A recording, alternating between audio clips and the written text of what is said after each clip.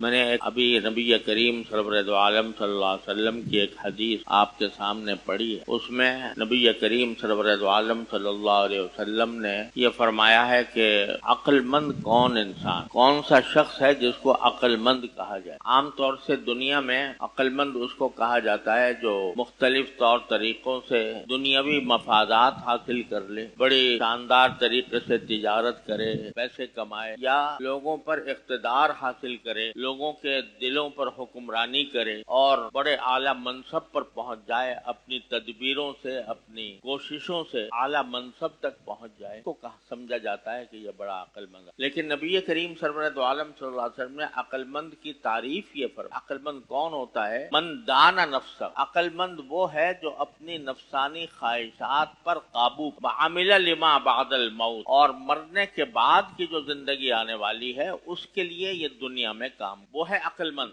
اور عاجز، آپ نے فرمایا عاجز وہ ہے، یعنی جو ساری کوششیں اس کی بیکار گئیں، ایسا عاجز شخص وہ ہے جو اپنے نفس کی خواہش، اپنے آپ کو اپنی خواہشات کے پیچھے لگائے رکھے، یعنی جو کچھ دل میں آئے وہ کرے، یہ دیکھے بغیر کہ یہ اچھی بات ہے یا بری بات ہے، جائز ہے ناجائز ہے، حلال ہے یا حرام ہے، اپنے آپ کو خواہشات کے پیچھے لگائے رکھے اور تمنا علی اللہ، اور اللہ سے تمنائیں قائم کرے کہ مجھے اللہ میاں بخش دے گا، مجھے جنت مل جائے۔ تو پہلا جملہ جو ارشاد فرمایا وہ ہم سب کے لیے ایک لمحہ فکریہ ہے کہ عقل مند وہ ہے جو اپنے نفس کو قابو میں رکھے اور مرنے کے بعد کی زندگی کے لیے کام کرے دنیا۔ وجہ اس کی یہ ہے کہ یہ دنیا جس میں ہم لوگ آج زندگی گزار رہے ہیں، اگر اس پر غور کرو، یہ غور خود آپ کو اس نتیجے تک پہنچائے گا کہ یہ دنیا ہماری منزل نہیں، یہ ایک سفر ہے۔ کیونکہ صدیوں سے یہ معاملہ ہوتا چلا آ رہا ہے کہ بچہ پیدا ہوتا ہے، بچپن سے گزرتا ہے، جوان ہو جاتا ہے، بوڑھا ہو جاتا ہے اور پھر آخر دنیا سے چلا جاتا ہے۔ بلکہ بہت سے ایسے ہیں جو بچپنی میں چلے جاتے، بہت سے ایسے ہیں جوانی میں چلے جاتے، بہت سے ایسے ہیں جو ادھیڑ عمر میں چلے جاتے، بڑھاپے کا بھی انتظار نہیں ہوتا۔ یعنی موت ہر حالت میں آنی ہے، یہ ایک ایسی حقیقت ہے جس کو دنیا کا کوئی بھی انسان جھٹلا نہیں سکتا، وہ چاہے دہریہ ہو، چاہے خدا کو بھی نہ مانتا ہو، مگر موت کو مانتا ہے، ایک دن موت آنی ہے۔ اور اس بات کو بھی مانتا ہے کہ موت کا کوئی وقت پہلے سے بتایا نہیں جا سکتا۔ کوئی دنیا کی طاقت ایسی نہیں ہے، نہ دنیا کی کوئی سائنس ایسی ہے جو انسان کو یہ بتا دے کہ تمہاری موت کب آنے والی۔ اور اسی کو فرمایا تھا رسول کریم صلی اللہ علیہ وسلم، الکیس من دان نفسہ وعمل لما بعد الموت۔ عقل مند وہ ہے کہ جو اپنے نفس پر قابو پائے اور مرنے کے بعد کی زندگی کے لیے تیاری کرے۔ تیاری کیا ہے؟ وہ تیاری بھی کوئی ایسی مشکل نہیں ہے کہ انسان کی طاقت سے باہر، اللہ تعالیٰ نے وہ تیاری آسان کر رکھی ہے، اور اس تیاری کا نمونہ حضور نبی کریم سرورد عالم صلی اللہ علیہ وسلم کی حیات طیبہ اور سیرت طیبہ کی روشنی میں ہمیں عطا فرما دیا ہے۔ دیکھو یہ ہے نمونہ تیاری کا، کہ یہ دنیا کے سارے کام بھی ہو رہے ہیں، دنیا کا کوئی کام نہیں رک رہا، تمہیں بھوکوں نہیں مارا جا رہا، تمہارے کھانے پر کوئی پابندی نہیں ہے، تمہارے سونے پر پابندی نہیں ہے، تمہارے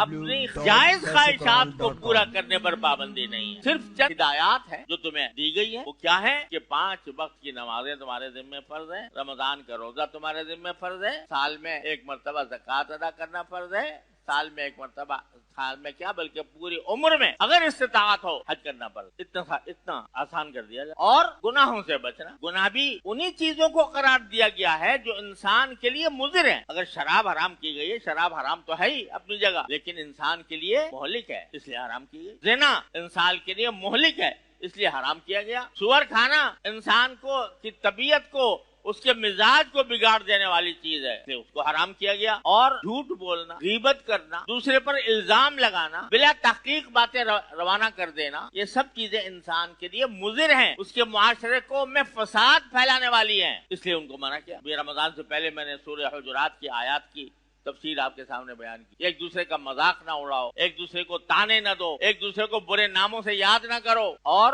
وہ سارے اسباب جو معاشرے میں فساد پھیلاتے ہیں ان کو منع کیا۔ وہ کوئی مفید باتیں نہیں ہیں جن سے منع کر، سب حرام، جب سب مضر چیز۔ لہذا تیاری، آخرت کی تیاری وہ کیا ہے؟ اتباع سنت نبی کریم سرورد عالم، نبی کریم سرورد عالم صلی اللہ علیہ وسلم کا اسوہ حسنہ اپنے سامنے رکھو۔ آپ نے کس طرح زندگی گزاری، آپ نے تجارت بھی کی، آپ نے کاشتکاری بھی کی، آپ نے ملازمت بھی کی، آپ نے حکمرانی بھی کی، آپ نے جنگیں بھی لڑی، آپ نے نکاح بھی کیے، آپ نے خانے کی زندگی بھی گزاری۔ ساری زندگی کے تمام احوال جو ایک انسان کو پیش آ سکتے ہیں وہ سرکار دو عالم صلی اللہ علیہ وسلم نے کی حیات طیبہ میں ان کا نمونہ موجود. اس نمونے کو دیکھتے جاؤ، عمل کرتے جاؤ، بس یہ ہے تیاری. کوئی بہت بڑا لمبا چوڑا کام نہیں. تو فرمایا عقل مند وہ ہے جو اپنے نفس پر قابو پائے اور ما بعد الموت، مرنے کے بعد کی زندگی کے لیے تیاری کرے. تیاری یہ ہے اتباع سنت. اور دوسرے عکس میں فرمایا کہ عاجز وہ ہے جس نے اپنے آپ کو اپنی خواہشات کے پیچھے لگایا ہوا ہے، جو اس کے دل میں آتا ہے کرتا جاتا ہے.